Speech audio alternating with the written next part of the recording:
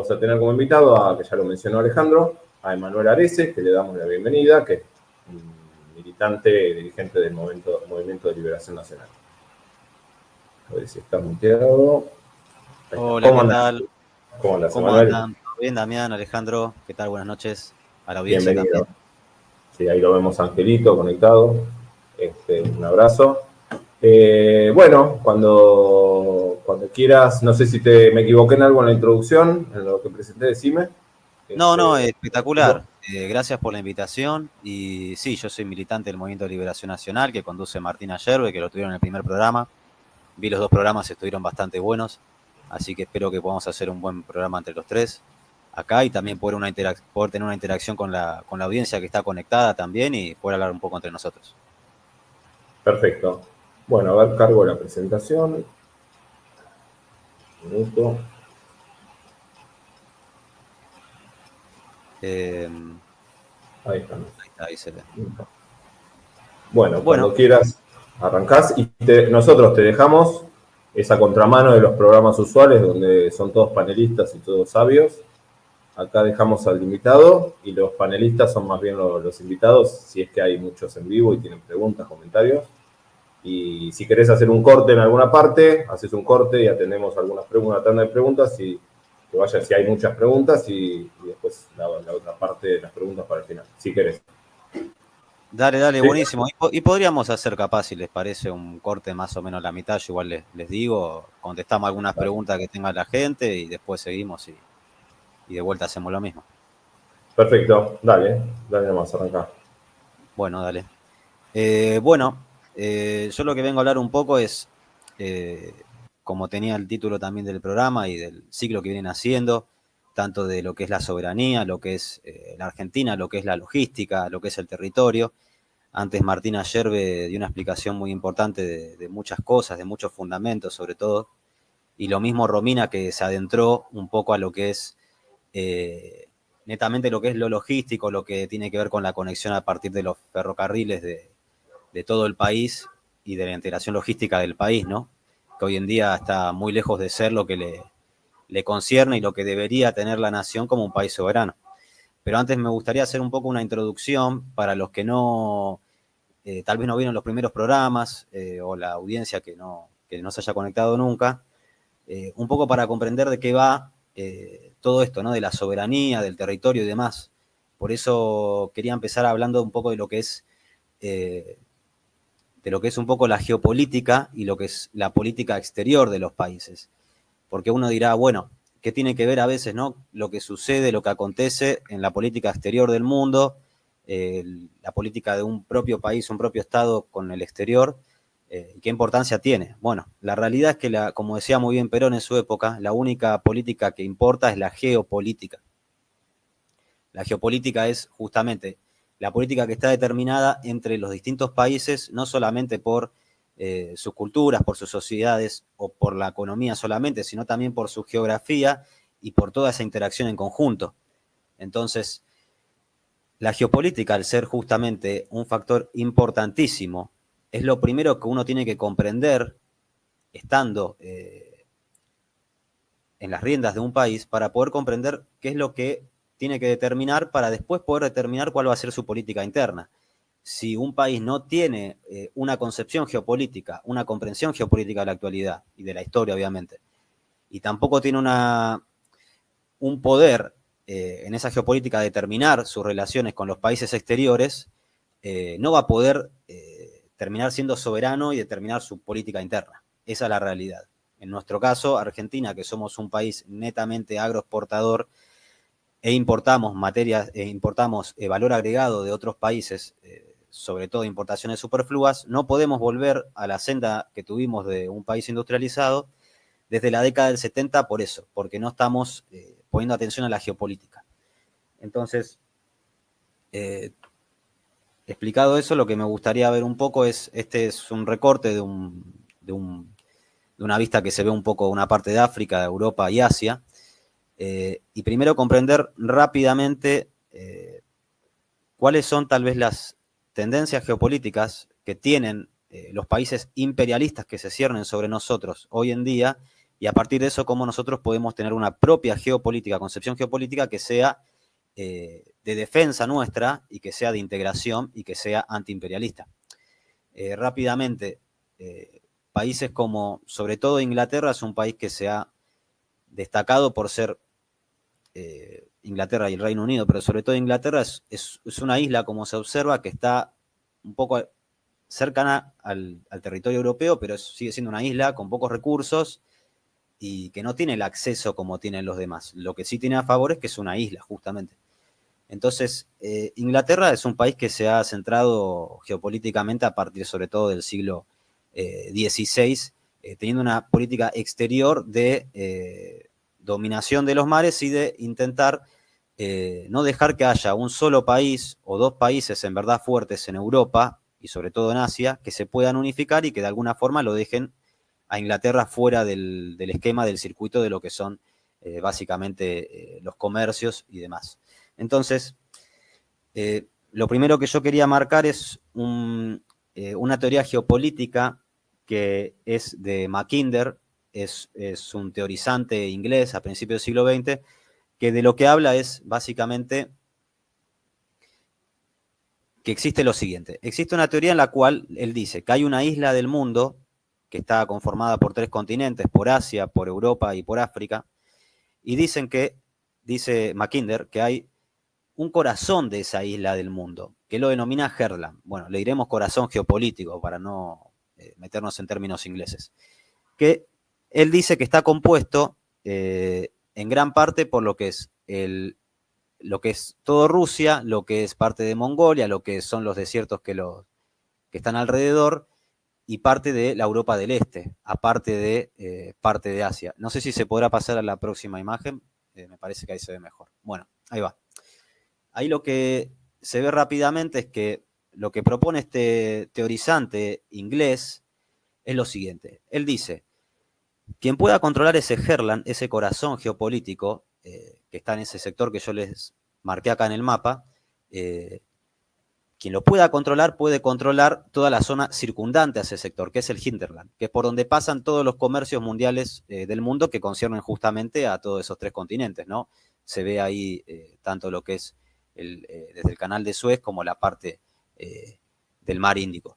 Entonces, él dice, quien pueda controlar ese centro geopolítico, ese corazón geopolítico, puede controlar de alguna forma el mundo. ¿Por qué? Porque controla ese corazón geopolítico, entonces controla el continente euroasiático y por ende controla la isla del mundo, esos 3 continentes. ¿Por qué? Porque por sus características geográficas, lo que determina Mackinder es que es un territorio que no podés entrar porque tenés hacia el norte, tenés todo lo que es el Ártico, después está rodeado de desiertos y después es muy difícil de proteger y hasta se puede autoabastecer.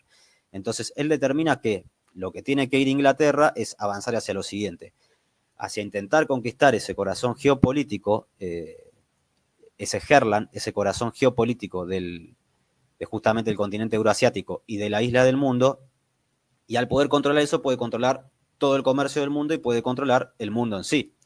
Entonces, si se puede ver la próxima imagen. Bueno, muy bien. Entonces, ¿qué tiene que ver esto un poco para que nosotros volvamos a comprender? Como nosotros tenemos que tener nuestra propia comprensión de lo que sucede hoy en el mundo, para así poder tener nuestra propia geopolítica argentina, tenemos que comprender lo que pasa hoy en día. Lo que ha sucedido en la historia, como dije antes, es que Inglaterra se ha metido en muchas guerras, evitando que hayan 2 países o 2 potencias en el continente europeo y asiático que se unan y que básicamente lo dejen afuera de ese corazón geopolítico, del acceso a ese corazón geopolítico. Históricamente en algún momento fue Rusia y Alemania, en algún otro momento fue Francia y Rusia, y así siguiendo. Por eso Inglaterra en su política exterior no tiene aliados permanentes, sino intereses permanentes. En distintas guerras que se han dado desde el siglo XVI, ha pasado de tener de enemigo a Francia aliado, y lo mismo ha pasado también con Alemania, porque se ha aliado en guerras con Alemania en pos de lograr eso, que no haya 2 grandes potencias que se unifiquen en esos continentes. Entonces, acá lo que está marcado en los puntos, que yo quería marcar rápidamente, es en Ucrania, se está dando ahora la guerra muy famosa entre Rusia y Ucrania, en toda la parte del Donbass ucraniano, donde había minorías rusas, hay minorías rusas y aparte hay cuenca de acero y de carbón, y hay tierras fértiles enormes en Ucrania. Después han habido conflictos, como saben la mayoría, en todo lo que es el Medio Oriente, en su momento en Siria del 2014, en su momento anteriormente en Irak, ahora lo que está pasando en la Franja de Gaza. También ahí está marcado lo que sucede en el conflicto en Yemen y también en Somalia. Entonces, ¿qué es lo que se ve acá? Hoy en día, en la actualidad, en el siglo XXI, Inglaterra forma parte de una alianza que se llama la OTAN. A partir de la Segunda Guerra Mundial, cuando cae la Alemania nazi, justamente lo que se forma es una alianza, la OTAN, Organización del Tratado del Atlántico Norte, que lo que determina es una alianza de países europeos, Inglaterra y Estados Unidos, en contra de la Unión Soviética, que en esa época ocupaba no solamente la Rusia actual, sino ocupaba Ucrania, Bielorrusia, los países bálticos, Polonia, mitad de Alemania y demás países de Europa. Entonces, como en contra de una amenaza soviética, lo que se hace es una organización militar. Bueno, bien, la Unión Soviética cae a partir de la década del 90, pero la organización militar no se disuelve, la OTAN sigue operando. Entonces, la OTAN hoy en día es la que forma parte de estos conflictos que se ven en amarillo, y si se puede pasar a la otra diapo, lo que se puede observar es lo siguiente. La OTAN, esta alianza que está conducida por Inglaterra y por Estados Unidos, lo que va haciendo, si nosotros podemos observar en cierta medida, es integrando países europeos y avanzando hacia ese sector, ese corazón geopolítico que ellos pretenden presionar y poder dominar, que ya dije anteriormente, como está en otra imagen, que forma parte de Rusia, Mongolia, parte de China y demás países. Entonces, no son conflictos que sean aislados. Esto es la realidad geopolítica que está sucediendo ahora mismo, en el siglo XXI. Entonces, lo que acá vemos es que es una geopolítica, lo que propone Mackinder, que es imperialista, es expansionista y es una geopolítica aparte continentalista sobre todo. Ahora pasamos a la otra imagen y rápidamente quiero nombrar otra geopolítica que utiliza el enemigo, en este caso Estados Unidos sobre todo, para pasar a lo que nos compete a nosotros en Argentina. Pero es importante comprender esto. Este es un mapamundi, digamos, que muestra a todo el mundo. Ahora bien, si vemos bien, el comercio se hace por mar, claramente. Gran parte del comercio pasa por, desde el Golfo de Edén, desde el Canal de Suez, desde el Mar Índico, pasa por el Canal de Panamá sobre todo, pero también pasa por el sur de la Argentina, lo que es el Estrecho de Magallanes y el pasaje de Drake. Ahora bien, hay otra teoría geopolítica, en este caso es de Mahan, Alfred Mahan, que es un teorizante estadounidense que también en el siglo XX lo que dice es lo siguiente. Básicamente, él dice que Estados Unidos, así como también lo ha hecho Inglaterra históricamente, tiene que avanzar hacia un control marítimo del mundo. Un control marítimo del mundo. Entonces, avanzando hacia ese control marítimo a través de la talasocracia, si se quiere, como antiguamente se conoce, el control de las rutas marítimas, lo que puede hacer es justamente controlar las rutas marítimas, controlar el comercio y determinar qué es lo que va a suceder un poco en el mundo. Entonces, de esa manera lo que puede hacer es controlar la riqueza que circula y de otra manera controlar finalmente el mundo, ¿no? Porque son sus concepciones imperialistas. Entonces, esta teoría de Mahan es imperialista, también es expansionista, pero es sobre todo marítima. Si pasamos a la otra diapo. La anterior, esa. Bueno, este es el mapa de la Argentina, el mapa oficial bicontinental de la Argentina. Y ahora bien, nosotros tenemos un territorio, como tal vez muchos saben, otros no, que no es solamente el continente, donde hay 2.800.000 kilómetros cuadrados, y no solamente la Antártida, que es 1.000.000 de kilómetros cuadrados, sino que también tenemos una superficie marítima enorme, que son 3.500.000 kilómetros de superficie marítima. Por ende, el 63% de nuestro territorio está en el agua. Más de la mitad de nuestro territorio está en el agua, está en el mar. Entonces, esto se da a partir del 2009, que se aprueba a partir del canciller Tajani, y es reconocido internacionalmente de que la Argentina pasa de tener como límite marítimo no las 200 millas que tenía anteriormente, sino 350 millas náuticas que tiene ahora, que es justamente el último límite que se marca ahí, que se ve en el mapa, justo el del final. Entonces, claramente, si nosotros somos un país, como se observa ahí, bicontinental, porque estamos en 2 continentes, en la Antártida, donde tenemos presencia ininterrumpida hace 100 años, tenemos 13 bases antárticas, no es que es un deseo o un invento. Argentina está en la Antártida desde hace más de 100 años. Tenemos la Argentina continental en el continente sudamericano. Somos un país bioceánico, pues tenemos acceso a ambos océanos. Entonces, y además tenemos la importancia de lo siguiente, 2 de los pasajes importantes marítimos comerciales más importantes del planeta, que son, después del Canal de Panamá, son los más importantes. ¿Cuáles son? Bueno, el Estrecho de Magallanes, que pasa por la parte norte, digamos, de Tierra del Fuego, justo donde la Tierra del Fuego pareciera que se engancha, pero no tiene unión con Santa Cruz. Y después lo que es el pasaje de Drake, además del Canal de Beagle, pero lo importante es el pasaje de Drake, que está al sur de la provincia de Tierra del Fuego, entre la Tierra del Fuego y entre la Antártida. Entonces, siendo que nosotros somos un país bicontinental, somos un país bioceánico, ¿cómo puede ser que no tengamos una política en verdad naval? No hay hace 40 años una política naval. Bueno, bien, esto es lo que nosotros venimos diciendo desde el Movimiento de Liberación Nacional. Hay un plan desde hace 40 años que se viene cumpliendo, indiferentemente de los gobiernos, no solamente de desindustrializar la Argentina, sino también de desintegrarla territorialmente, y para eso tienen que desarmarla de cierta manera, no solamente en el aspecto armamentístico, sino en el aspecto de su soberanía que da a la presencia física argentina en el mar. Entonces, lo importante de marcar es lo siguiente.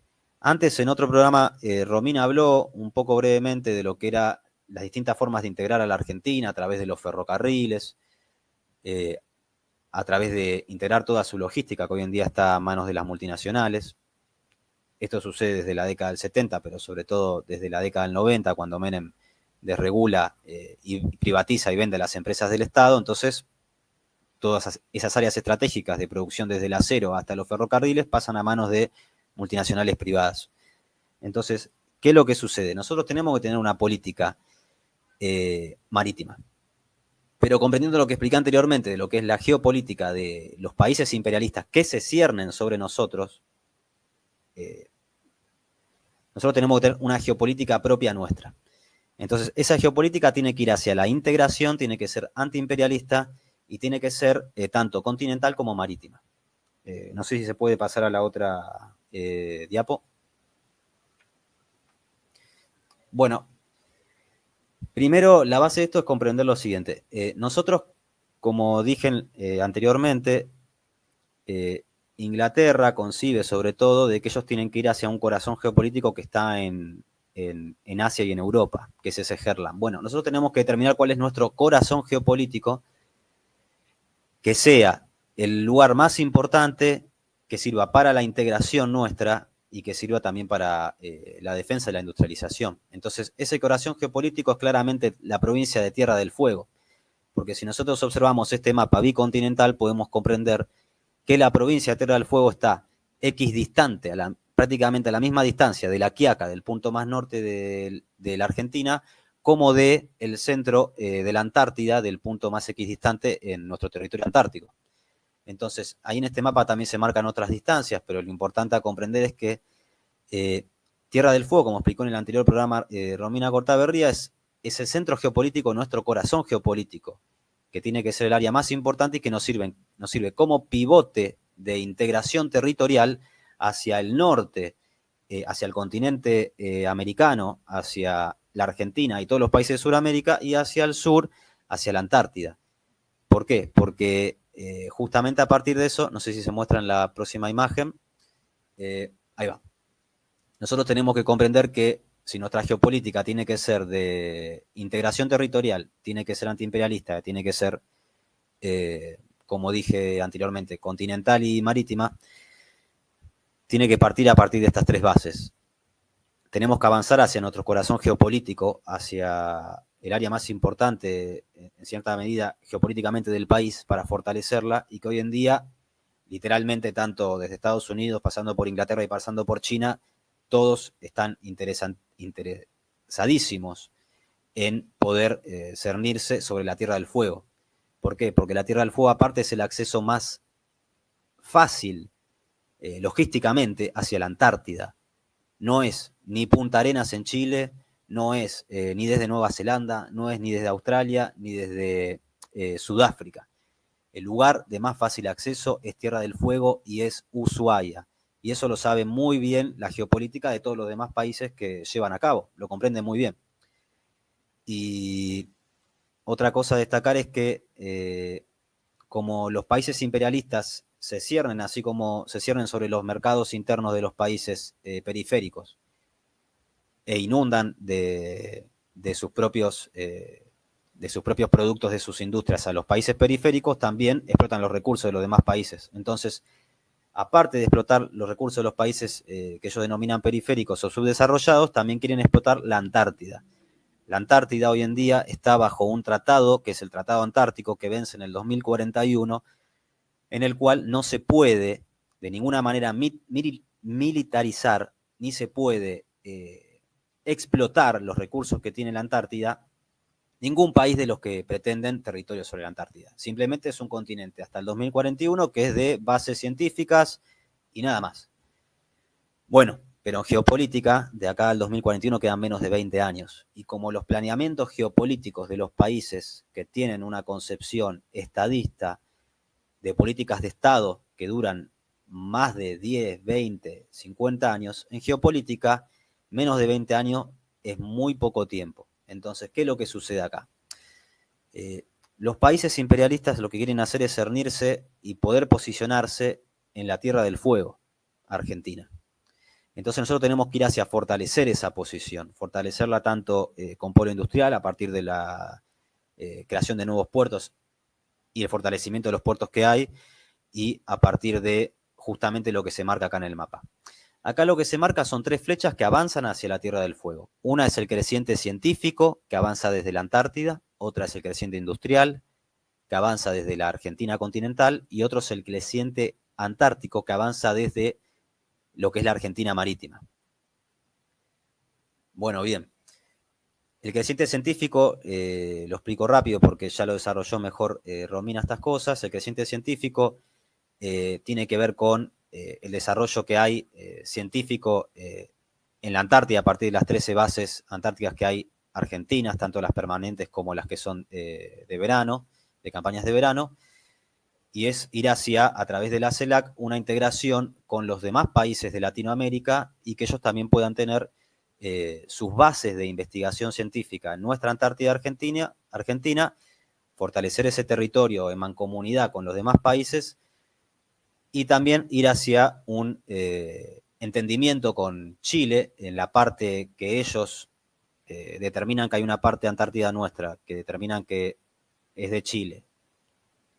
Ir hacia un entendimiento entre los dos países, volviendo a reflotar lo que fue en su momento en la época de Perón, el tratado entre Perón e Ibáñez del Campo, el presidente de Chile en esa época, en la década del 50, que lo que hacían era básicamente la parte antártica argentina es reconocida por Chile, la parte chilena es reconocida por la Argentina, y en donde se cruzan los límites de los dos, se hace un uso compartido, se legitima entre los dos.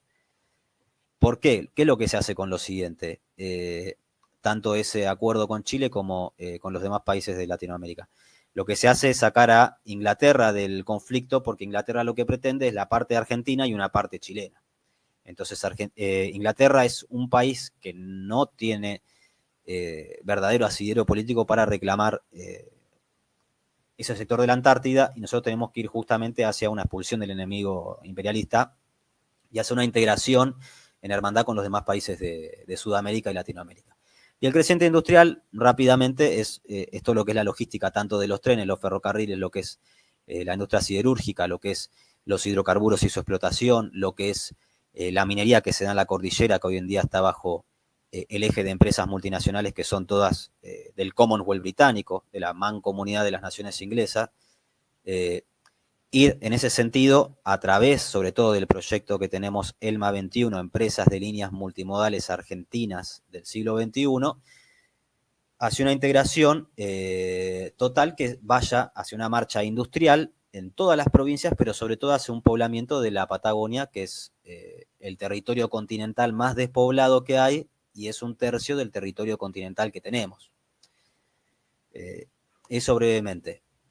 Entonces, la otra pata importante es el creciente atlántico, que es un poco lo que quiero desarrollar ahora, que tiene que ver con el Plan Naval Argentino, porque si nosotros tenemos un 63% del territorio en el mar, no puede ser que no tengamos hoy en día buques de bandera nacional, buques hechos en astilleros argentinos tampoco, que naveguen en el mar, en el comercio exterior, llevando y trayendo las importaciones y llevando las exportaciones, ni tampoco puede ser que no tengamos una flota fluvial en nuestros ríos interiores, sobre todo en la cuenca del Plata y en el Paraná, y tampoco puede ser que no tengamos ni flota de barcos pesqueros, y tampoco tenemos patrulleros oceánicos multipropósitos que estén justamente cuidando el territorio marítimo. Entonces, a partir de eso es que nosotros, como Movimiento de Liberación Nacional, en nuestra construcción de hace mucho más de 10 años, empezamos con este Plan Naval Argentino, en el cual, no sé si se puede ver la próxima diapo, comprendemos que tenemos que ir hacia un fortalecimiento de lo que es el sector naval. Esa la podemos pasar. Bueno, entonces, como decía, lo primordial es que tenemos que tener nosotros, en primer lugar, tenemos que tener un Ministerio de Asuntos Marítimos y Navales de la Nación. Porque hoy en día lo que tiene que ver con la pesca, lo que tiene que ver con el mar, está dentro de la Secretaría de Agricultura, de Ganadería y de Pesca. Antes era un ministerio, ahora es una secretaría, pero no puede ser que un tema tan importante que ocupe tanto territorio esté dentro de esa misma secretaría. Tiene que tener un ministerio propio. Entonces nosotros, a partir de ya más de 10 años, venimos promoviendo, sobre todo Martina Yerbe, Diego Chanuar y Romina Cortaberría, lo que es el proyecto de la creación del Ministerio de Asuntos Marítimos Marítimos y Navales de la Nación. Eso en primer lugar, como un ente de que se pueda encargar directamente de todo esto, justamente dentro de los proyectos que hay aparte de crear nuevos puertos. Entonces, el Plan Naval lo que necesita es lo siguiente: se compone a partir de 2 proyectos de ley que nosotros venimos presentando hace más de 10 años, hay algunos que están hace casi 20, que se vienen presentando a partir de distintos diputados que vienen a nosotros, nos juntamos con ellos, se los presentamos a diputados de todo el arco político, porque comprendemos que estos proyectos son para la nación, son para la patria, no pasa por una cuestión partidaria o de ideología. Entonces, los venimos exponiendo y presentando a estos diputados, y hay diputados que con su buena voluntad nos firman los proyectos para que entren en estado parlamentario, ¿no? Que es lo que significa de que puede de que el Parlamento, justamente la Cámara de Diputados, lo pueda llegar a tratar. La realidad es que no lo tratan. Está siempre en estado parlamentario, pero no les interesa, no hay interés, se ve, justamente de tratar estos proyectos. Entonces, el Plan Naval lo que se compone es de estos 2 proyectos de ley. Uno es el transporte por agua con reserva de cargas y el otro es el FODIN, que es el financiamiento. Lo que yo quería marcar era que estos proyectos, las últimas firmas que tienen son de el diputado Tonioli, Leo Grosso, Verónica Caliba y Juan Carlos Alderete. Son los 4 diputados que nos han firmado los proyectos el año pasado, por lo cual siguen con estado parlamentario. Tanto los 2 proyectos del Plan Naval como el de ELMA 21 y el de IAPI del siglo XXI. Entonces, bien, como decía, nosotros tenemos que tener barcos. Bueno, primero, para tener los barcos tenemos que comprender en qué marco se maneja la navegación. Bueno, hay una cosa que se llama, si se puede pasar a la otra diapo, hay una cosa que se llama lo que es el mercado de fletes. ¿Qué es el mercado de fletes? Básicamente, nosotros cuando un país importa y exporta a través del mar productos, nosotros exportamos a granel todo nuestra cosecha e importamos, por ejemplo, manufacturas de otro país, viajan barco, claramente. Es algo que existe desde siempre y de cada vez se mueve más y más y más cantidad de barcos de todo tipo. Entonces, eso es lo que es básicamente el mercado de fletes. Entonces, esto tiene una cotización, tiene una facturación. Estos gráficos que ahora yo voy a mostrar para que un poco la gente lo vea, pero lo importante es llevarse el concepto, es el siguiente. El mercado hoy en día de flete está facturando aproximadamente 7.000 millones de dólares y más está facturando. Nosotros en su momento supimos tener una marina mercante desde la época de Perón, en verdad, desde los primeros 2 gobiernos de Perón, y hasta el 70 se siguió vigorizando y acrecentando esa marina mercante. Bueno, bien, desde la década del 70, desde el último gobierno netamente peronista de Juan Perón y de María Estela Martínez de Perón, luego del golpe de Estado, lo que se empieza a ver es que desde la década del 80 y sobre todo en el 90 se desguaza esa marina mercante. Entonces, lo que acá se ve en el gráfico rápidamente es lo siguiente. En el eje vertical, que corre en forma de Y, lo que se ve son las toneladas que se transportaban, esto es referencia al año 2000, pero sirve para comprenderlo, las toneladas que se transportaban en los años del 90 hasta el 2000. En el año 90 nosotros teníamos 150 buques, nosotros mismos, de bandera nacional, que transportaban aproximadamente 3 millones de toneladas. Y en el año 91 prácticamente el mismo número, 149 buques, que transportaban prácticamente la misma cantidad. Ahora, ¿qué es lo que sucede? En el año 91, a partir del decreto 1772, en el gobierno de Menem, lo que se hace es desregular el mercado, justamente lo que es el mercado de flete. ¿Por qué? Lo importante a entender es lo siguiente. La totalidad del mercado, que factura 7.000 millones de dólares, tiene una condición si nosotros le ponemos justamente lo que es la reserva de carga. La reserva de carga es un derecho internacional que tienen todos los países, absolutamente todos los países, de reservarse el 50% de ese mercado para los buques de su propia bandera. ¿Está bien? Entonces, nosotros como antes teníamos reserva de carga, bastante de ese porcentaje, es por eso que teníamos varios buques y transportábamos bastante de eso. Una vez de que sale este decreto en el año 91 en el gobierno de Menem, lo que pasa es que esa reserva de carga, ese 50% que teníamos reservado para buques de propia bandera nacional, se desregula para que se puedan anotar los buques en cualquier tipo de otras banderas, justamente de conveniencia, porque tienen desregulaciones en otros países que no cumplen determinadas leyes laborales. Entonces, ¿qué es lo que acontece? A partir del año 91 se ve una caída drástica de 150 buques a 80 buques que tenemos de bandera nacional y pasamos de transportar casi 3 millones de toneladas a transportar 1 millón. Y eso no termina ahí.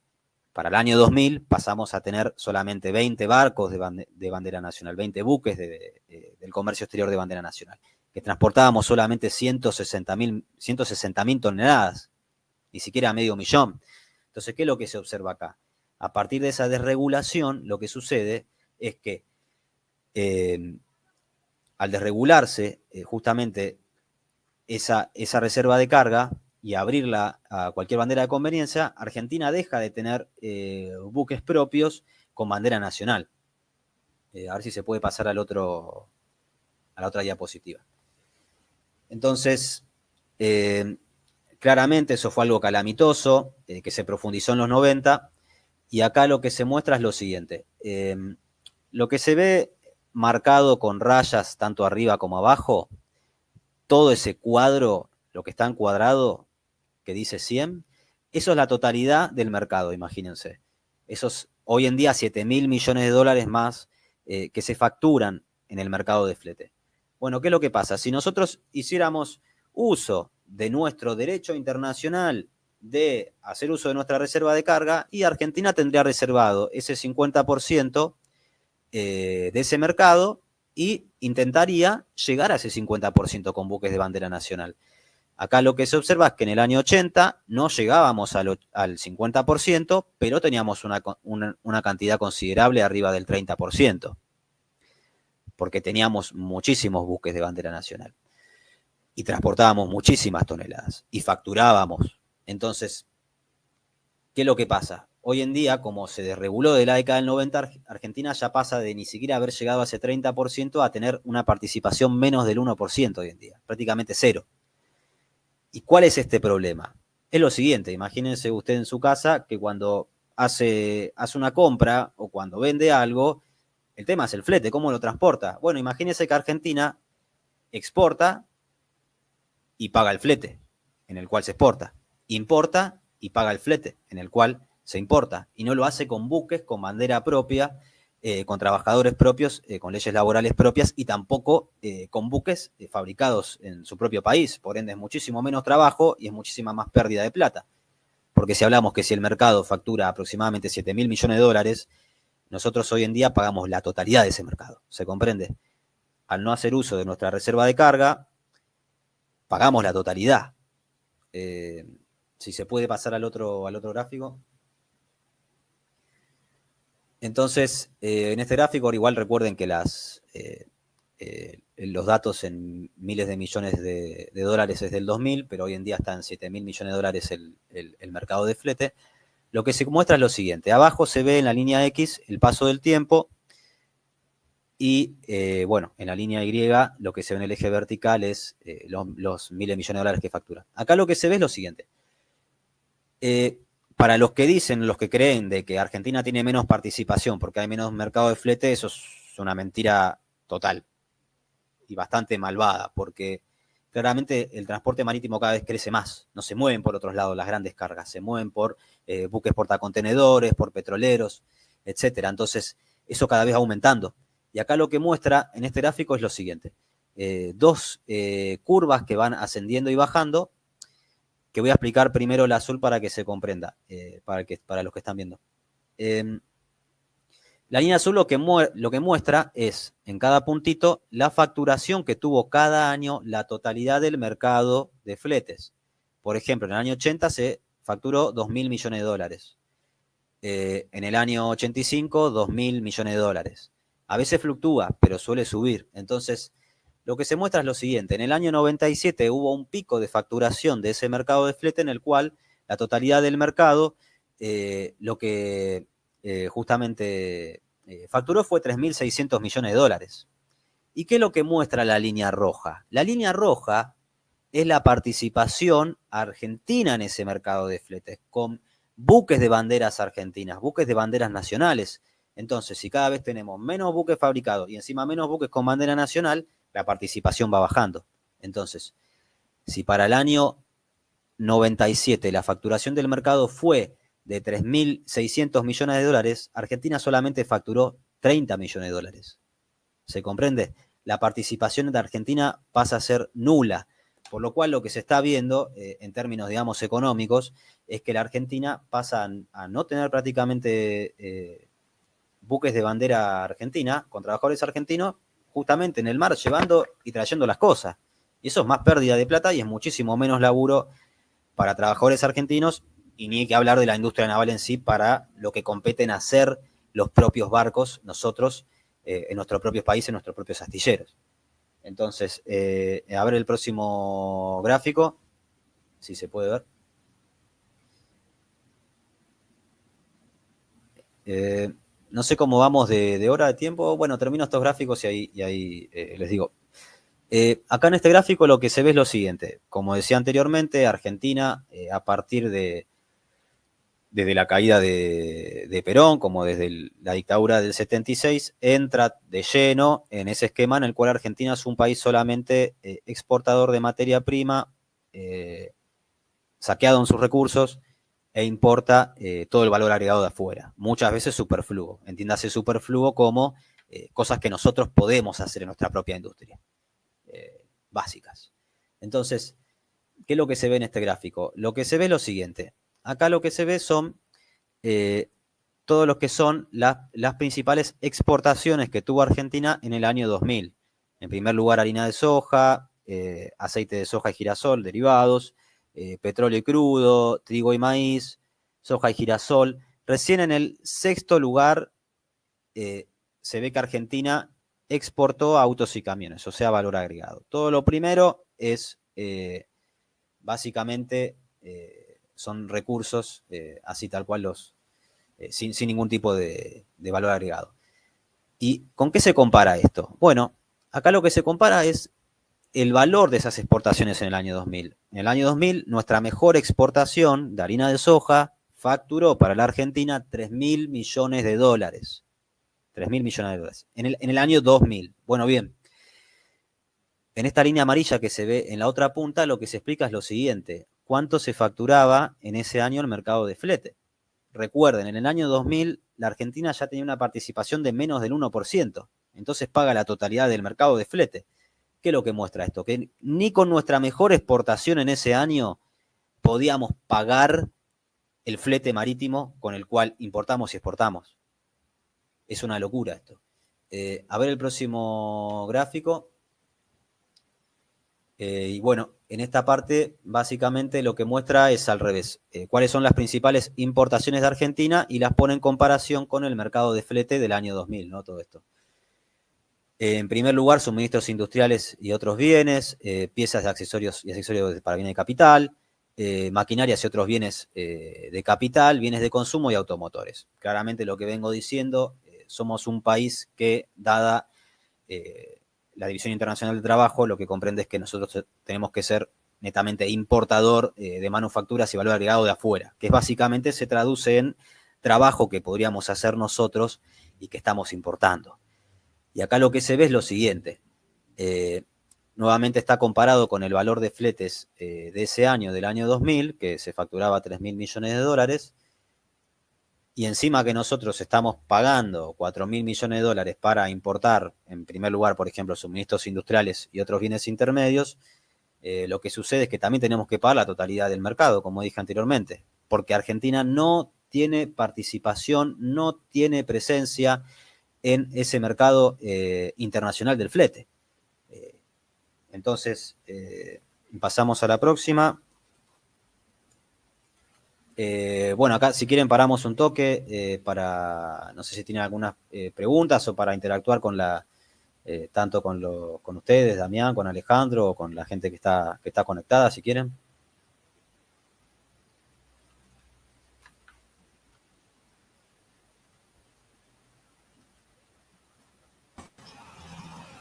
Bueno, bárbaro, impecable, tenés todas, te tiran flores.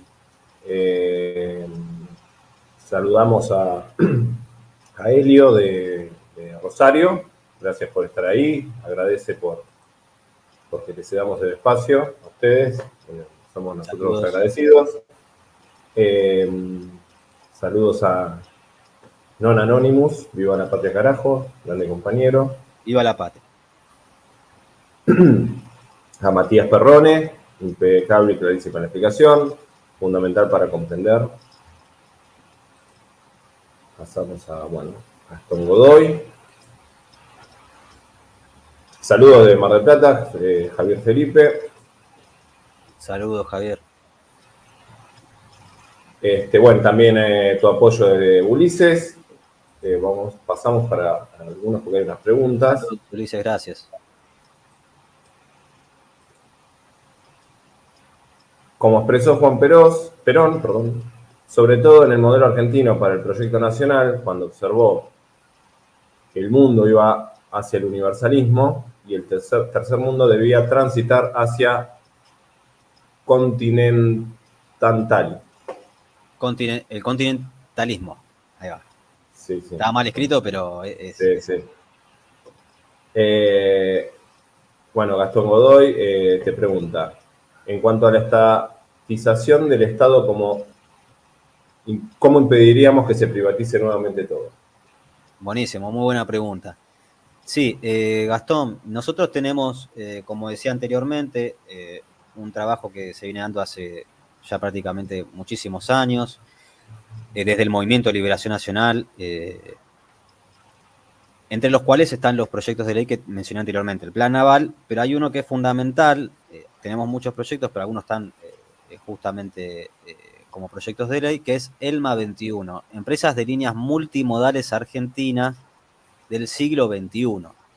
¿Eso por qué es?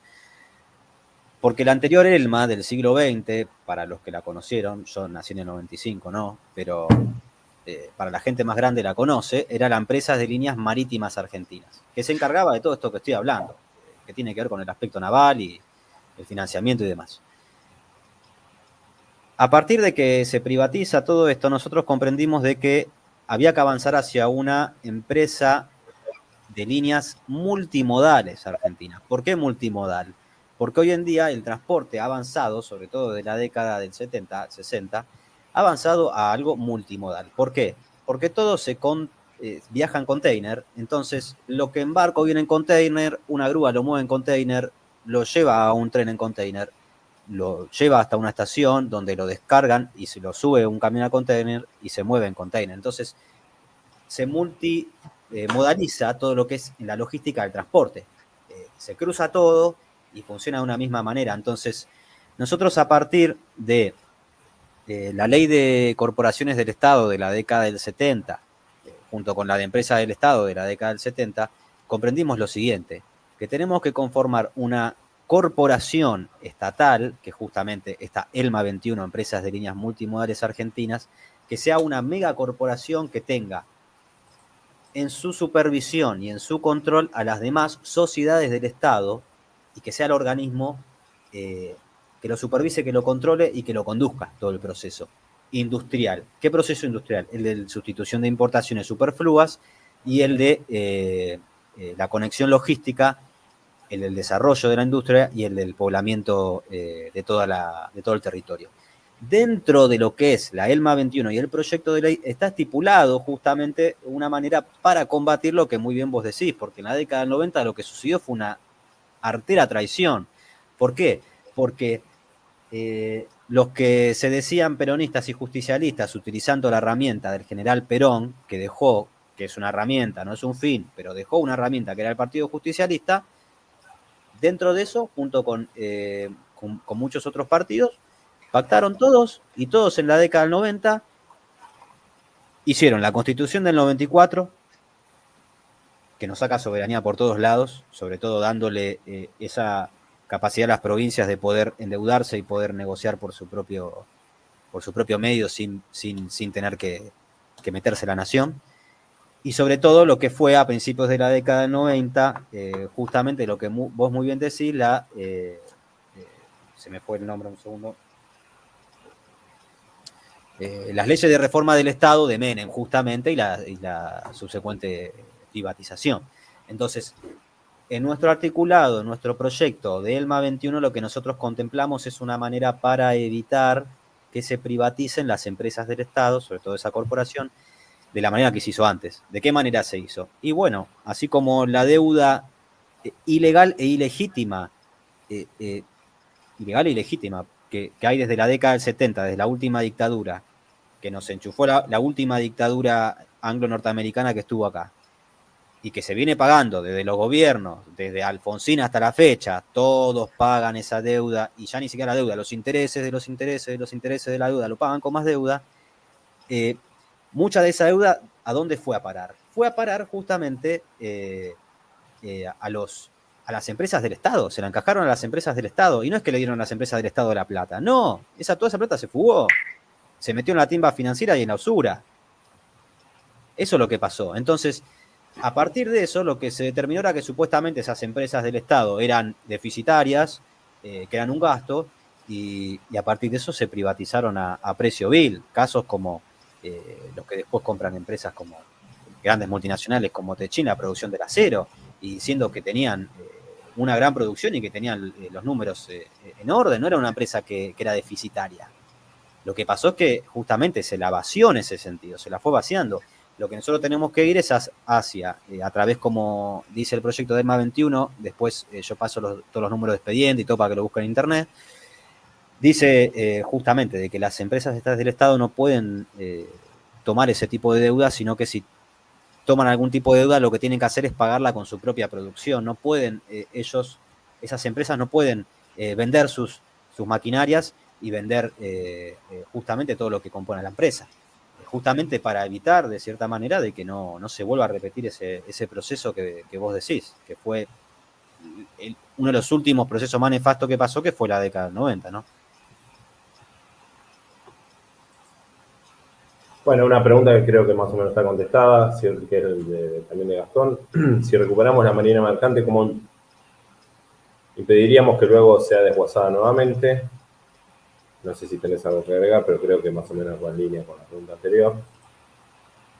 Bueno, saludos a Marta, que siempre nos hace el aguante. Saludos, Marta. Una Gracias por genia. estar. Y bueno, Bruno dice que tus exposiciones son impecables, no tienen desperdicio. ¿Te parece? Ahí dejamos en la 16. ¿Seguimos? Bueno, dale, continuamos. Agradecemos a toda la audiencia y esperemos que sigan las preguntas para la segunda parte. Dale, buenísimo. Bueno, pasamos a la próxima. Bueno, esta parte la voy a intentar explicar brevemente para que se lleve el concepto la gente, ¿no? Del financiamiento, cómo se financia todo esto, pero tampoco quiero ser muy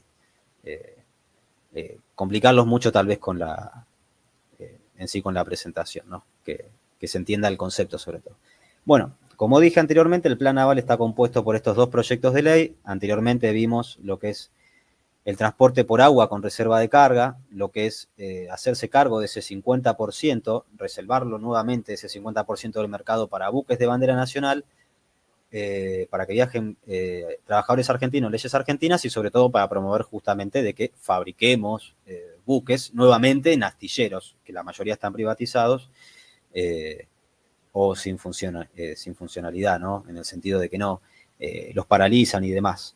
Entonces, la segunda pata de este proyecto es el FODIN, el financiamiento, Fondo de Desarrollo de la Industria Naval Nacional, que tiene el expediente que se muestra en pantalla. Si vamos a la próxima diapositiva. Esto es muy sencillo. Nosotros, el financiamiento viene de lo siguiente. Al flete, al mercado de flete que hoy en día está, que estamos hablando que supera, en verdad, pero ronda los 7.000 millones de dólares por año, lo que tenemos que hacer es lo siguiente. Hacer un gravamen sobre los fletes del 2%. O sea, hacer un impuesto de ese mercado del 2%. Si estamos hablando que factura 7.000 millones de dólares por año, claramente ese 2% serían 150 millones de dólares por año. Ese es el fondo con el cual nosotros vamos a arrancar a vertir la plata, justamente, el financiamiento en fabricar nuestros propios buques y volver a tener una marina mercante, que justamente, como dije anteriormente, es a través de lo cual nosotros transportamos las importaciones y exportaciones en buques de ultramar, ¿no? Entonces, la próxima diapo. Bueno, bien, ¿a quiénes va a ir este subsidio? Primero, este fondo. ¿Este fondo a quiénes van a ir? Van a ir a los armadores. ¿Quiénes son los armadores? Son justamente quienes tengan las navieras y hagan los fletes. ¿Está bien? Entonces, ellos serán los beneficiarios que van a fabricar los buques argentinos. ¿Por qué? Porque el buque se fabrica en un astillero, claro, bien, pero hay alguien que le dice, que le da justamente la orden y le paga al astillero para que lo haga. Entonces, esos son los armadores. Si se pasa a la siguiente diapositiva, entonces, ¿pero qué tipo de armador? Cualquier armador no, está estipulado en nuestra ley, en su articulado, que tiene que cumplir determinadas características.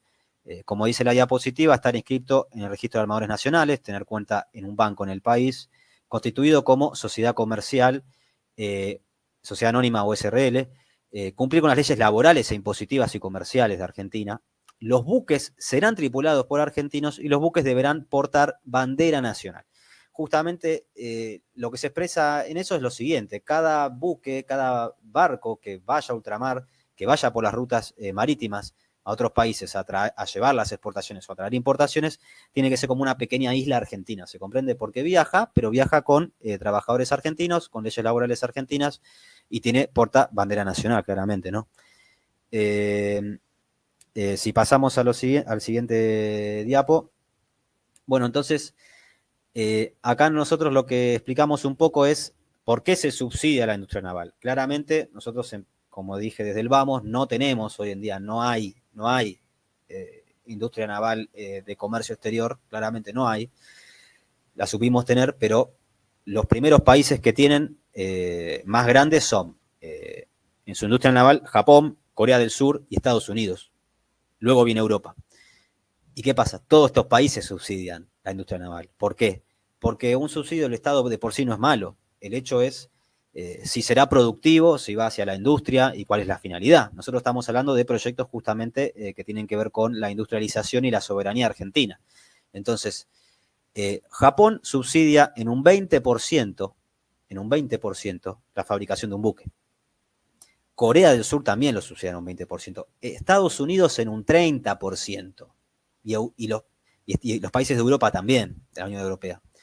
Entonces, Brasil, que también lo subsidia un 40%, nosotros tendríamos que ir hacia subsidiar el 40% del coste de un buque, justamente con este fondo. Tendríamos que pasar a usar de ese fondo el 40% en un subsidio para justamente fabricar ese buque en astilleros nacionales, ¿no?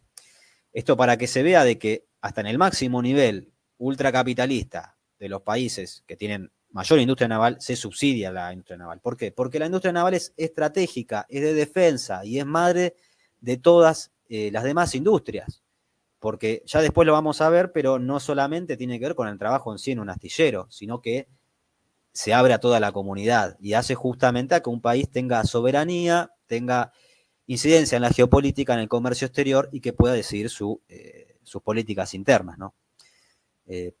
Eso para que se vea lo que tiene que ver con el subsidio en el costo de los barcos, ¿no? Pasamos a la próxima diapo.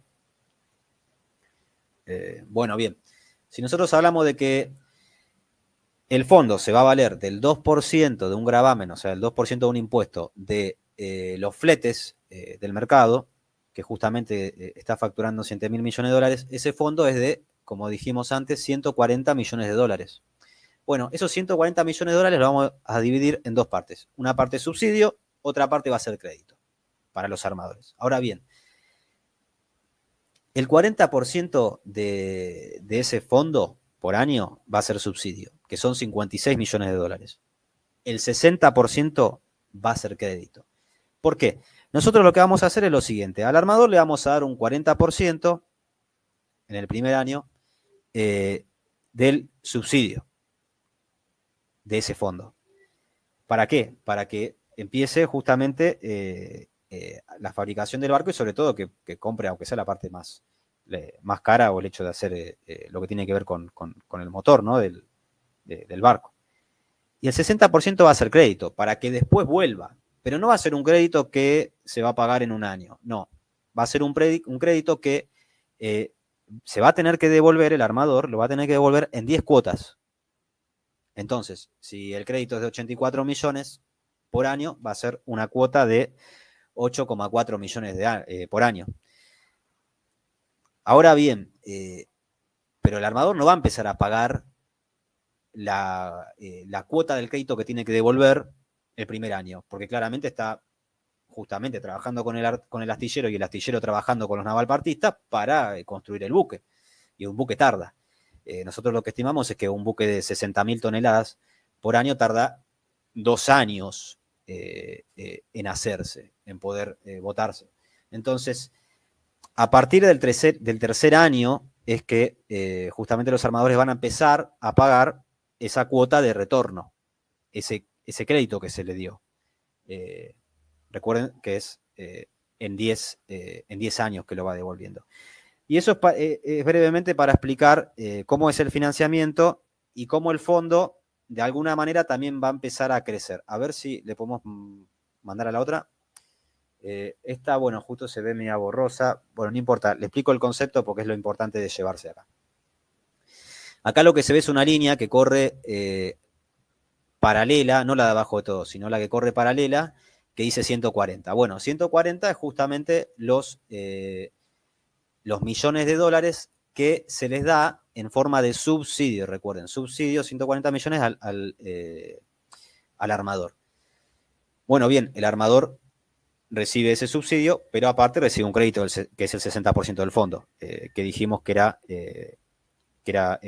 el otro valor, de 84 millones. Entonces, al segundo año, lo que se ve acá en este gráfico con el pasar de los años es que al segundo año se va devolviendo la primera cuota.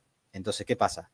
Al tercer año se tiene el fondo total, el fondo total, que es justamente los 140 millones de dólares, y se le agrega la primera cuota que retorna. Entonces el fondo crece, son 140 más la primera cuota que retorna. Y así continuamente cada año. ¿Esto va a tener un crecimiento absoluto? No, hay momentos que se ameseta y se mantiene constante. ¿Por qué? Porque cuando la 10ª cuota del armador ya termina, comienza la de otro, pero al mismo tiempo hay una menos. Entonces, justamente lo que pasa ahí, tanto por la cuota de retorno, es que se ameseta y tiene un límite de crecimiento. Lo que siempre se mantiene constante es, como dije anteriormente, los 140 millones, que es ese gravamen del 2% que tenemos para utilizarlo en los barcos, que se divide, como dije, en el subsidio y se divide en el crédito. Bueno, se va acrecentando por las cuotas del crédito, pero tiene un amesetamiento en un cierto punto. Entonces también después, la otra parte más importante es lo siguiente, que viene a ser, digamos, la saturación del fondo o sacarle el mayor provecho, digamos, a lo que es el FODIN, el financiamiento. Que es lo siguiente. Como dijimos anteriormente, todos estos proyectos tienen una concepción industrialista, de soberanía, de defensa. Entonces, todo lo que nosotros conseguimos también es antiusurario. Nosotros no creemos que el fondo tiene que trabajar como un constante prestador o un banco. Damos el subsidio, damos el crédito, claro. Pero va a haber un momento en el cual sea tanta el movimiento de trabajo en los astilleros, en la misma sociedad, los navalpartistas, también las navieras, y que ya estemos teniendo barcos justamente cumpliendo parte de esa reserva de carga, que el fondo va a dejar, entonces en ese momento, va a dejar de dar ese 60% de crédito. Lo que se va a llegar es a un acuerdo con los bancos para que sean los bancos los que también en ese mismo contexto de trabajo y de crecimiento nacional pasen a dar ellos ese crédito, que ya no sea el fondo, sino que sean los bancos. Entonces, ¿qué es lo que va a suceder? De que en vez que utilizar el 60% de ese fondo en crédito, ya no se va a usar más ese 60%. Va a ser 100% subsidio. Entonces, eso es lo que va a pasar. A ver el siguiente gráfico, capaz que se ve mejor ahí. Como vamos a pasar a tener el 100% de subsidio, lo que va a pasar es lo siguiente. Si el 100% ahora va a ser el subsidio, que son la entrada del 2% del flete marítimo del mercado, que recuerden que era 140 millones, entonces, siguiendo la misma fórmula, si de todo el fondo el 40% es el subsidio, bueno, el 60% que va a otorgar los bancos van a ser de 210 millones de dólares. Eso es lo que también quería marcar para que se vea. Nosotros lo que vamos a hacer ahí es llegar a un equilibrio entonces entre la suma del crédito y del subsidio de 350 millones de dólares por año que se va a estar moviendo, con lo cual nosotros podemos garantizar que vamos a estar haciendo en ese punto 7 buques por año en astilleros justamente nacionales, ¿no? A ver el próximo gráfico. Eso para comprender un poco lo que es... pasamos al otro, ese no hace falta. Para comprender lo que es el financiamiento. Pero ahora bien, el Plan Naval Argentino justamente, que tiene que ver con este creciente justamente atlántico, como dijimos anteriormente, hacia Tierra del Fuego, la industrialización de todo el país y la nacionalización del comercio exterior, genera puestos de trabajo. Bueno, justo este gráfico quedó, pero yo se los explico igualmente. Acá lo que van a poder observar son los tipos de buques que se van a fabricar, que se van a construir, y la cantidad de puestos de trabajo que generan. En verdad está desactualizado porque es de hace un par de años, pero yo se los traduzco igual. Son 120 buques graneleros, son 40 buques petroleros, son 15 portacontenedores, son 2.400 barcazas y 840 barcos pesqueros. Eso es lo que nosotros concebimos que tenemos que ir haciendo a partir del tiempo con esta política de Estado, que como digo, la política de Estado son políticas que se tienen que cumplir, se tienen que llevar a cabo, indiferentemente de los distintos gobiernos, por eso es una política de Estado. Para poder alcanzar la cantidad de esta flota, justamente de esta marina mercante. Entonces necesitamos buques graneleros, buques tanqueros, portacontenedores, barcazas sobre todo para el transporte fluvial interior, sobre todo el río Paraná, la Cuenca del Plata, barcazas, que va a generar los siguientes puestos de trabajo.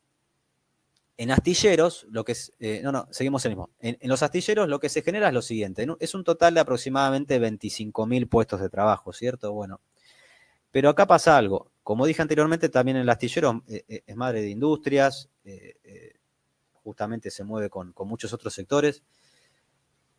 Y lo importante es lo siguiente, la totalidad del barco no se hace en el astillero, sino que es un porcentaje. Entonces, si el 60% del barco se hace en astilleros, el 40% lo hacen los proveedores navalpartistas. ¿Qué son los proveedores navalpartistas? Y claramente son las distintas pymes que tengan la capacidad para hacer el acondicionamiento interno de un barco, que puede ser desde griferías hasta camas y demás, o sea, cuestiones que ya son, que no necesita hacer en sí el astillero. Entonces, el astillero también da laburo a otras áreas, da laburo a la misma industria interna, entonces, a las mismas pymes. Entonces, si en astilleros son aproximadamente 25.000 puestos de trabajo, lo que se generan proveedores son un aproximado de 36.000. Pero no termina ahí. ¿Por qué no termina ahí? Porque, por lo siguiente, así como nuestro plan de pleno empleo, cuando Romina Cortaberría en el anterior programa explicó la marcha hacia la Patagonia, de los argentinos hacia el sur, y en los distintos proyectos que tenemos, en las distintas áreas, nosotros también vemos y comprendemos de que hay puestos de trabajo que se generan por reflejo social. ¿Qué es el reflejo social? Básicamente es que por cada puesto industrial que uno genera, por cada un puesto industrial que uno genera, un trabajador con un sueldo bien pago industrial se genera un puesto y medio más de trabajo en la misma sociedad. ¿Por qué? Y porque claramente circula un trabajador industrial que tiene un buen sueldo y que va y lo gasta en su comunidad. Entonces, al mover esa economía interna, al ir a la carnicería, al ir a la peluquería, al ir a la barbería, lo que sea, se generan más puestos de trabajo, porque justamente hay un mercado interno que se moviliza, no como ahora, entonces la gente puede agarrar y puede poner sus propios emprendimientos. Entonces, como se genera un puesto y medio de trabajo más, en este caso, lo que se generaría por reflejo social son aproximadamente 86.000 puestos de trabajo. A partir de ahí llegamos al total de que este plan naval llega a los 146.000 puestos de trabajo, ¿no? Entonces, eso para que se comprenda que es fundamental, no es solamente algo que concierne la industria naval, el astillero y no sale de ahí. No, no es así, es un área estratégica por el trabajo, el buen trabajo que da, abundante, porque trabaja con otras áreas justamente del país y además, por lo que decía anteriormente, nosotros necesitamos ir hacia lo siguiente.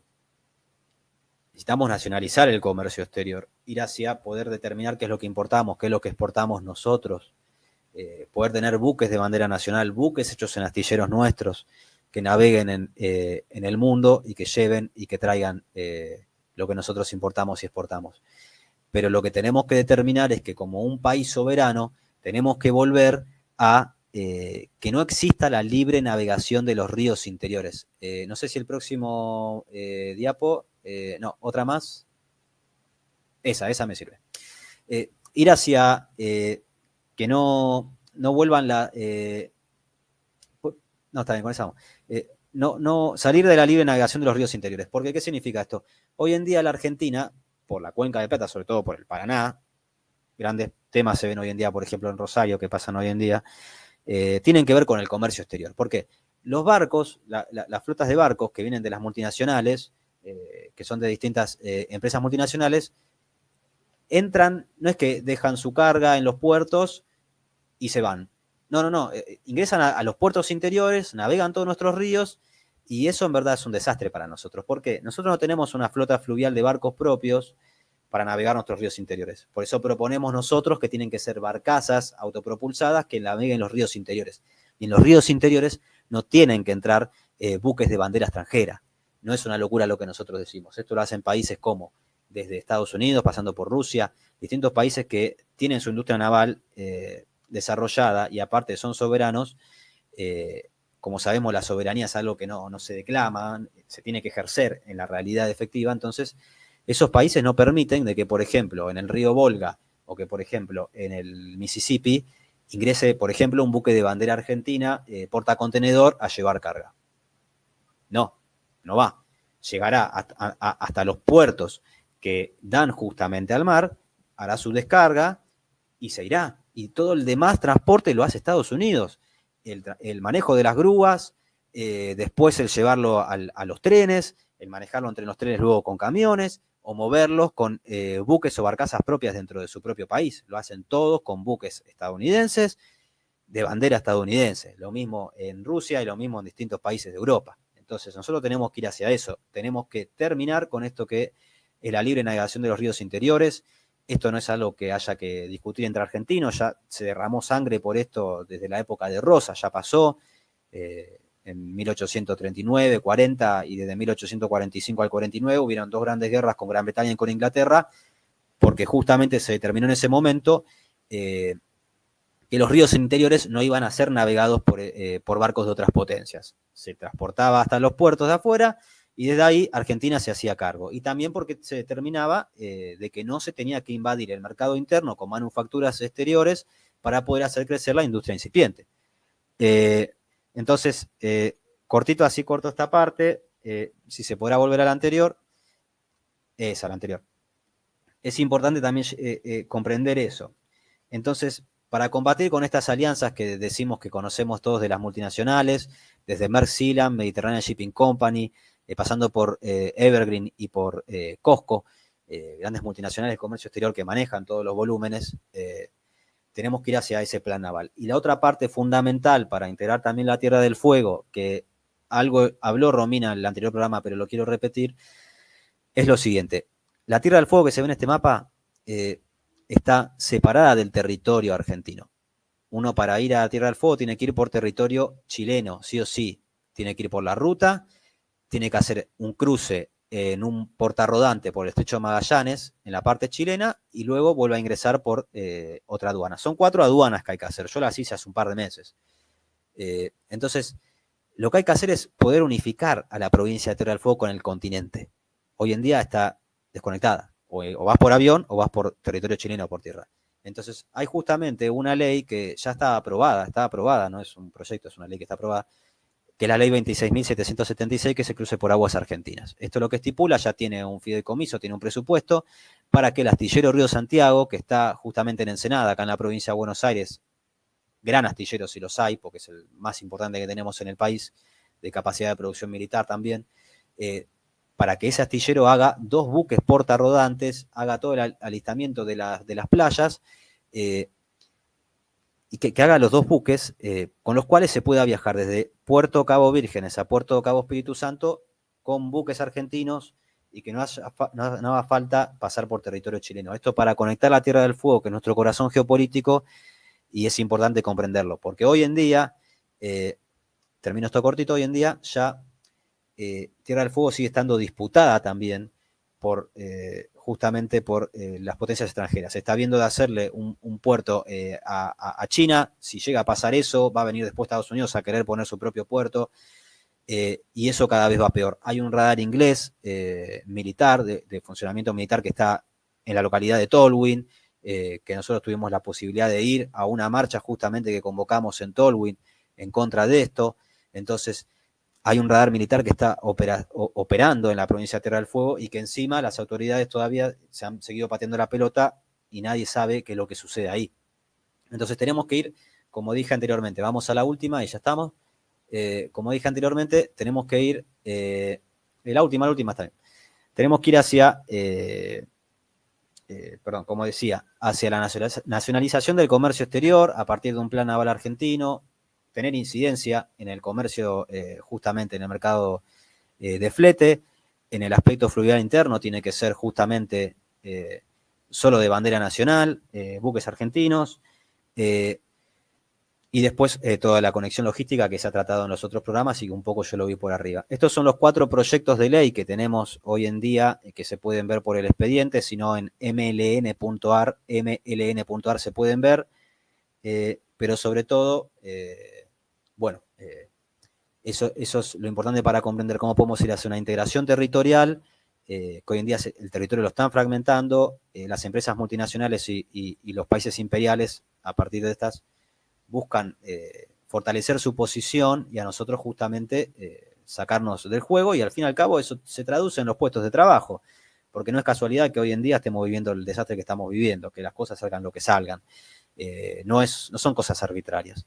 Tiene que ver con que hace más de 40 años hay una política constante, ya van a ser 50, hay una política constante en la cual Argentina se viene desindustrializando, se importan productos superfluos, importaciones superfluas que podríamos hacer acá, porque se importan desde arandela hasta palos de escoba, se gasta 80.000 millones de dólares al año en importar esas cosas que podríamos hacer justamente en nuestra propia industria, y además la gran mayoría también de los impuestos y de la plata se va en la timba financiera, en la usura internacional que está metida a partir de tanto la desregulación que viene con la ley de entidades financieras de la década del 70, con Martínez de Oz, tanto como dije anteriormente con lo que pasó en la industria nacional y las empresas estratégicas con la desregulación justamente estatal a partir de la reforma del Estado, de Menem.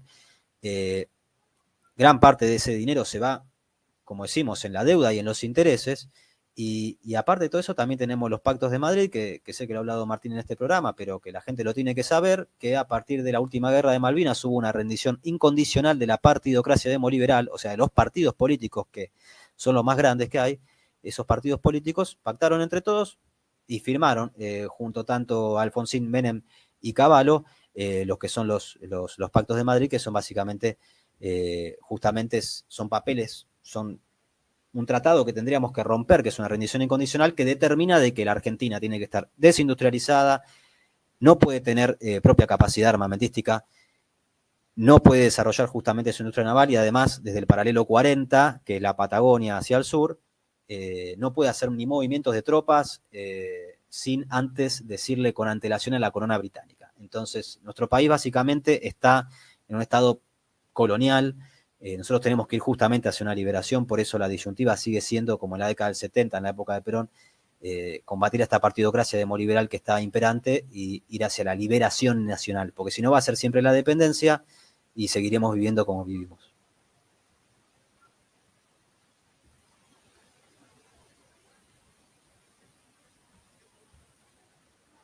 Está silenciado. Ahí está, para que saco la presentación, un segundito. Ahí, para que entre Alejandro. Está muteado Alejandro. Sí, acá, ya. Bueno, mandamos saludos a Marta. No pasamos todos los mensajes que faltan por cuestiones de tiempo, que ya estamos un poquito pasados. Les agradecemos los comentarios a Marta, a Ileana. Gracias por participar, y a Gastón Godoy. Sí, Alejandro. Bueno, a ver, muy interesante tu charla, Emanuel, primero. Bien trabajada y un montón de cosas que se ve que conoces bastante bien. Pero más allá de eso, a mí yo quiero decir algo que va más allá de la charla en sí, que es que vos sos el expositor más joven que hemos tenido. Y es para mí un gusto, una tranquilidad, una especie de bálsamo, el poder escuchar que en tu generación hay quien puede tener una conducta política, porque en definitiva es política, de hablar de lo que quiere hacer, de lo propio, de lo que se podría llegar a hacer, en fin, en los términos que sea, estemos de acuerdo o no, estemos más o menos de acuerdo en los puntos, qué sé yo, pero en ningún momento ponerse a insultar a nadie, ni horrorizarse por lo que el otro hace, ni nada de eso. Que lo haga una persona de otra generación es un mensaje, sí, para toda la audiencia, digamos, pero también, pero principalmente es un mensaje para su propia generación. En este caso, tu mensaje, tu conducta en este programa y la forma de exponer y tus inquietudes, pues son un mensaje principalmente para tu generación. Así que yo creo que tiene un plus lo que vos estás diciendo, que es justamente eso de que en la hora, por lo que leo, casi hora y media que llevamos hablando, no se escucharon insultos a nadie, no se escuchó a señalar la acción del otro, Así que en cuanto a eso, bárbaro. En el contenido de lo que acabas de decir, pues obviamente que hay una cantidad de cuestiones que se pueden charlar. Yo hay cosas que más que decirte, te preguntaría, ¿no? Porque sos vos el que sabe de esto. Me llamó la atención cuando vos hablabas de un tema que respecto de tu charla es marginal, pero que pertenece al bagaje conceptual de todo el movimiento al que perteneces, que es de ese horizonte científico de la Antártida. Yo sé que, a ver, no te lo planteo para que lo desarrolles ahora, te lo planteo como una inquietud, tomes nota y veas si sabes, bueno, no sé, si algo tienen que decir, bárbaro, y si no, que lo averigüen, que, lo digo así porque no es mi terreno, no por tomarme la comodidad de no averiguarlo yo, pero tengo entendido que ya hay acciones conjuntas en la Antártida de iniciativas muy, muy desarrolladas. Por ejemplo, en la investigación en ciertas bases que solamente se pueden localizar en el planeta Tierra, en la Antártida, donde están operadas tanto por otros países como por argentinos que participan de ahí y que se le da participación a instituciones argentinas en esas investigaciones. Bueno, eso por un lado. Y por otro lado, una duda que no viene al caso que lo charlemos ahora, solamente te lo menciono, que es algo que sí me intranquiliza, que es el hecho de que ustedes crean que porque van a presentar 2 leyes, alguien ahí adentro del Congreso les va a facilitar que puedan acceder a eso. Ustedes están planteando un proyecto alternativo al del poder mundial. La base del Congreso está involucrada en una política mundialista, es decir, está a favor de lo que el fondo, de lo que los poderes financieros indican. Y obviamente que no es la casa de esos proyectos que vos presentás acá. Nadie ahí adentro les va a decir que sí a eso, porque ellos están trabajando en un sentido opuesto al que vos planteás. Bueno, en fin, eso es lo que me queda pendiente, de lo que se me abre como preguntas dentro de lo que vos acabas de decir. Pero básicamente quiero felicitarte y agradecerte por tu charla y por tu actitud. Ambas cosas. Bueno, gracias Alejandro por las palabras y si me permitís cortito igual contesto, pero sí hay actividades, a ver, no solamente hay bases científicas argentinas, hay también latinoamericanas ya. Y además, porque también hay tanto de las que son de campañas de invierno como también como son las de campañas de verano, pero sigue siendo un continente que hasta el 2041 no debiera militarizarse por el tratado y tampoco explotarse, porque es un continente que tiene no solamente agua potable, y en nuestra parte, Argentina es la mayor porcentaje de agua potable por ahora que se vio, sino que también tiene desde cromo, desde níquel, desde un montón de minerales tiene, que ya están siendo investigados. Entonces, el tema es que, justamente, como decís vos, hay un orden que impera en el planeta, que está conducido claramente a partir de las grandes multinacionales y de grandes personajes y la corona británica geopolíticamente en esta parte occidental del mundo, que lo único que les importa es justamente que los países que ellos determinan periféricos o del hemisferio sur sean simplemente invadidos sus mercados internos con sus productos y saqueados. Y van hacia la Antártida también. No les importa si eso mueve el termostato del mundo, no les interesa. Entonces, eso es una realidad. Comprendemos también lo que vos señalás, porque sabemos que está metido no solamente empresas y personas, sino que están metidos desde lobistas, desde lobbies o desde justamente bancos de cerebro, como el Consejo, la Comisión Trilateral, hasta el CFR y demás, que se encargan justamente de trabajar con distintos políticos de distintos países, sobre todo Latinoamérica, y determinan una conducción a partir de Estados Unidos, en los cuales hay muchos políticos que es verdad que tal vez están metidos justamente en responder a esos intereses. ¿Pero por qué pasa eso? Porque esos políticos consideran a la política como una herramienta de ascenso y como una herramienta para servirse a sí mismos, cuando la política debiera volver a transformarse en lo que alguna vez fue y pudo ser en este país, porque no es una cosa que no pasó acá, ha pasado varias veces en este país, la última fue en la época de Perón, en la cual hay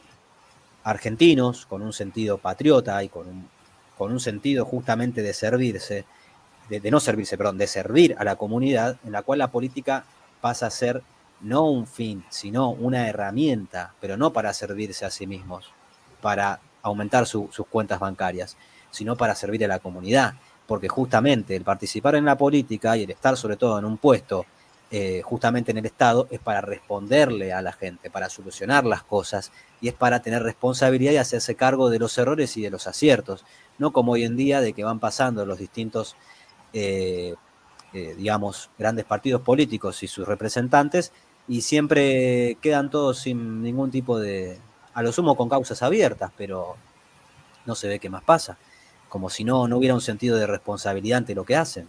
Entonces, hay que volver a esa política, que es la política como herramienta que sirva a un fin, que el fin tiene que ser la comunidad, el pleno empleo, el lograr lo que en la década del 70 se logró, donde había un 5% de pobreza, hoy en día estamos en el 70% prácticamente, y en un país con no solamente con los recursos, sino con el potencial y con la historia que tiene, tanto científica y técnica, no hay manera de decir que no se puede hacer.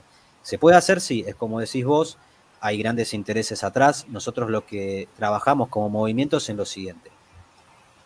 Por un lado, estamos creando una herramienta electoral para participar electoralmente por nosotros mismos, para poder nosotros presentar nuestras candidaturas y en las negociaciones no quedarnos con muy poco, como fue la anterior elección, que pudimos presentar a Martina Yerbe, que es el mejor cuadro político que hay en el país, a nuestro parecer, como candidato a presidente, pero hubieron varios compañeros que también iban a presentarse como candidatos tanto para gobernación, como para intendencias, como para concejales, como para parlamentarios del Mercosur, que todo eso al final no se pudo hacer. ¿Por qué? Porque al no tener una herramienta propia, tuvimos que terminar recurriendo a una herramienta prestada, que justamente es verdad, existe un sistema partidocrático, literalmente se dice partidocrático, porque son partidos políticos donde hay un montón de gente que hace plata con partidos políticos. Existen partidos políticos para hacer plata, para facturar a partir de las boletas y hacer plata y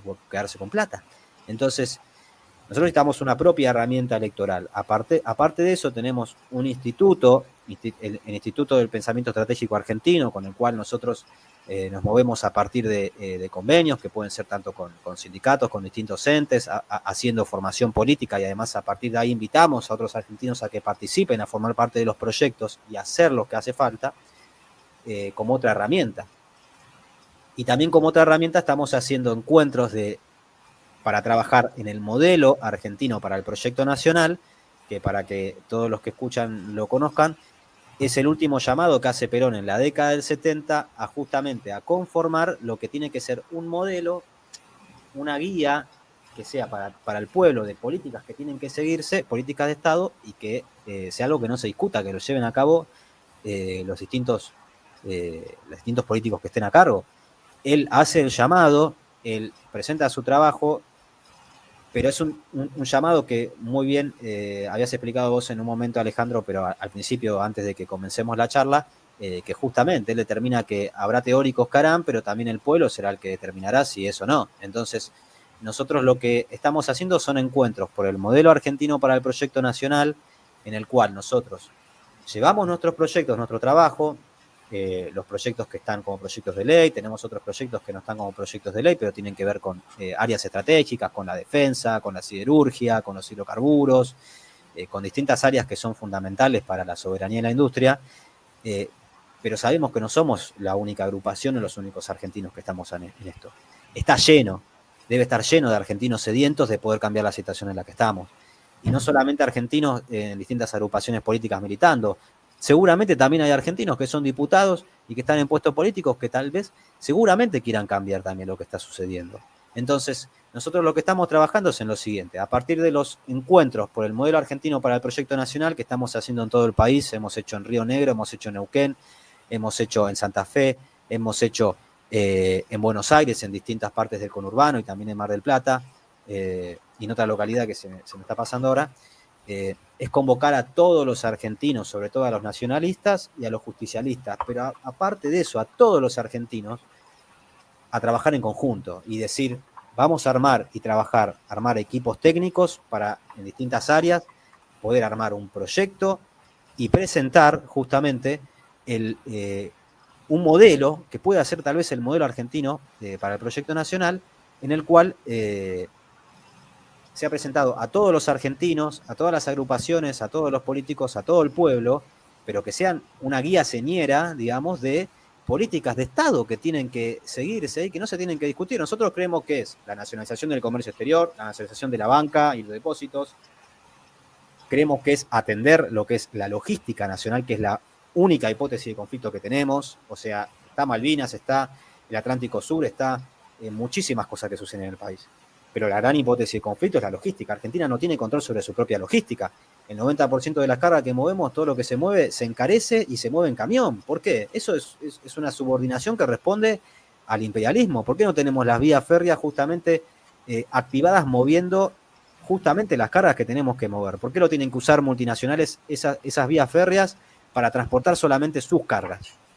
¿Por qué no podemos ir hacia un sistema de transporte multimodal en el cual podamos, a partir del puerto, el tren, el camión, el transporte carretero, poder mover nosotros las cargas como nosotros determinemos como país soberano, logísticamente?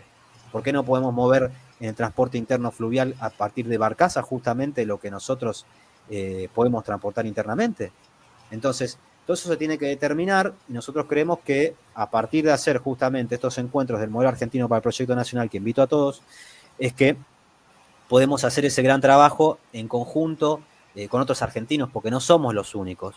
Entonces, si vamos a combatir lo que bien decís, este sistema partidocrático, demoliberal, donde la política se ha convertido simplemente en un fin para muchos políticos, para enriquecerse a partir de partidos políticos y para responder a los imperios, hay que volver a llevarlo a una política que sea de servir y que sean los únicos esclavos, que sean los políticos en cierta medida, que no sea como hoy que el esclavo es el pueblo, porque hoy en día trabajamos todos 8, 12 horas, nos movemos yendo y viniendo 4 horas, ¿para qué? Y nos alcanza, no nos alcanza para nada, no nos alcanza para comer, no nos alcanza para ahorrar, no nos alcanza para nada. Entonces, terminamos siendo nosotros los esclavos. ¿Cómo vamos a ser nosotros los esclavos si somos justamente los trabajadores, somos el pueblo trabajador? No, los que tienen que responder por sus acciones y que tienen que en cierta medida tener cierta responsabilidad y ser esclavos son los que estén en los cargos políticos. ¿En qué sentido? Tienen que hacerse responsables y agarrar y dejar tiempo tal vez de su familia, tiempo de cosas que les gusten para agarrar y ponerse todo el tiempo que les corresponde en su función, que fueron elegidos, a solucionar lo que tienen que solucionar y hacer lo que tienen que hacer, porque tienen que estar al servicio del pueblo. ¿Qué más lindo sería estar al servicio del pueblo? Bueno, nosotros intentaremos armar a partir de nuestros proyectos y todos los que se presenten, trabajar en ese modelo, en el modelo argentino para el proyecto nacional, poder combatir esa partidocracia demoliberal y combatir al fin y al cabo la usura internacional, que tiene que ver con lo que vos mencionabas, Alejandro, que es lo que conduce también el mundo. Es la usura de los grandes bancos que hacen de que todos los países estén endeudados, de que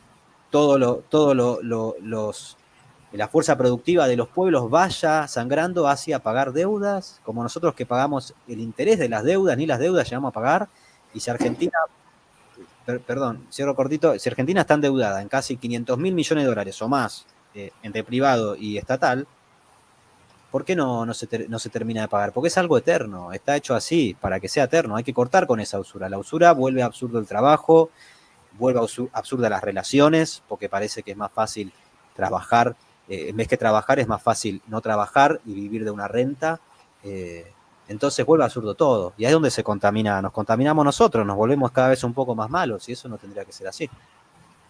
Gracias, Emanuel, muy claro. Te paso, Damián, a vos para que vayas cerrando.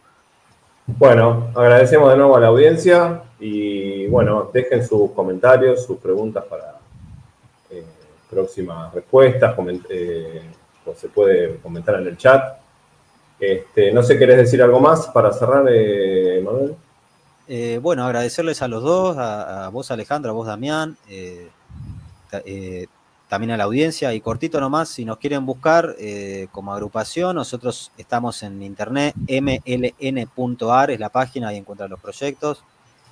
Si no, en Instagram y en Facebook, en Twitter y TikTok, no sé si me olvidé alguna más, YouTube, estamos como Movimiento de Liberación Nacional Argentina, la red de Martina Yerbe también, y hacer ese llamado, tanto a todos los argentinos, sobre todo a los jóvenes que estamos conformando un espacio de la juventud acá en el Movimiento de Liberación Nacional también, y a la gente que nos quiere ayudar, que se meta en la web, también estamos afiliando para el partido, que tome contacto, están todos nuestros números, así que eso, a todos los argentinos, indiferentemente de cuestiones tal vez, diferencias ideológicas, hay que trabajar porque pueden haber políticas de Estado, podamos implementarlas y que se pueda cambiar esto de una vez porque es una pesadilla.